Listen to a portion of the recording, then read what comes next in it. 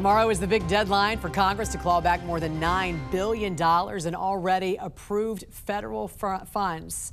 Earlier in the wee hours of this morning, the Senate did pass it after an all-night vote-a-rama, but now it heads to the House because of amendments that were made in the Senate. Joining us now to discuss is Executive Vice President of the National Taxpayers Union, Brandon Arnold. Good morning to you, sir. Great to see you. Good morning, Jim. So GOP lawmakers say this bill essentially saves taxpayers $9 billion of wasteful spending and also, try to rein in the $36 trillion national debt. Talk about the importance of this vote and what it means for Congress, really in its role in the federal budget process to withhold federal cash that's already been approved.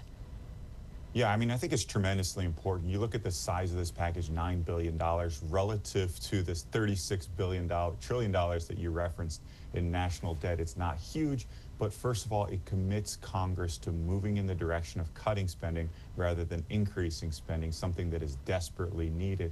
And second of all, it restores Congress's authority as the power of the purse, holding that important role of controlling our nation's finances. So in this case, it's working collaboratively with the executive branch, with the president, to cut spending. That's how the Constitution set forth this process. Yeah. So it's really important to preserve that. Okay, and give us the key budget saving recommendations in this measure.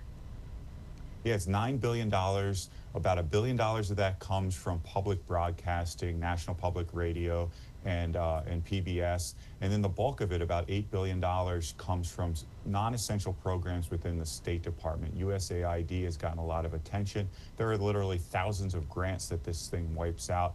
Non-emergency grants, it's important to note that. Things like promotion of vegan diets in Africa and children's programming in Iraq, some really unimportant programs relative to the needs that we have here in the United States. And this is just part of the budget reform process.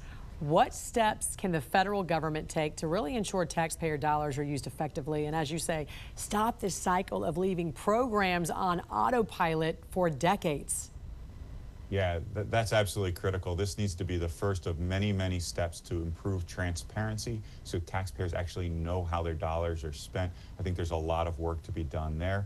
The inspectors general, these are people within the federal budget that do nothing but root out waste, fraud, and abuse and report that to Congress and other high-ranking officials. I think their capacities need to be strengthened. And, we need to have external groups, my group, National Taxpayers Union, many other groups, providing scrutiny, bringing the light of day to what takes place in Congress, in the executive branch, all across the federal government, and make sure that our constituents, that our taxpaying Americans know how their dollars are being spent so that we can really eliminate fraud. I also read from your organization that they need to reestablish a process to evaluate the effectiveness of federal programs. How would this work? Yeah, this was something that was done during George W. Bush's administration. They went and created this tool in which they would grade every single department, agency, every function of government, tell them whether they're passing or, in many, many cases, not living up to the public standard here. That was tremendously valuable, but of course, when Obama came in, he quickly eliminated that program. I think the Trump administration should put that back on the books so taxpayers can quickly and readily know which functions of government are using their dollars wisely and which ones need to be improved or eliminated. I want to go back to something you said earlier, too, when it comes to transparency and accountability from the Office of Management and Budget.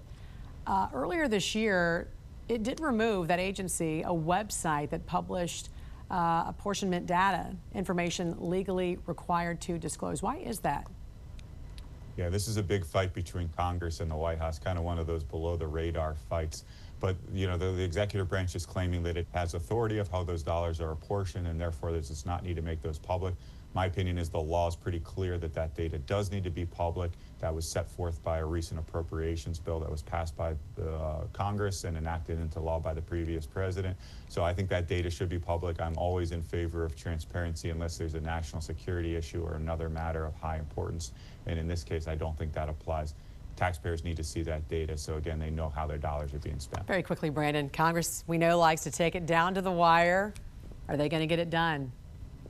They are. The House is going to pass this bill. Friday's the deadline. They got plenty of time by congressional standards. They're going to get this done, and they're going to save taxpayers $9 billion. All right. Executive Vice President of the National Taxpayers Union, Brandon Arnold. Great to see you, as always. Thank you for joining us here. Thanks, Jim.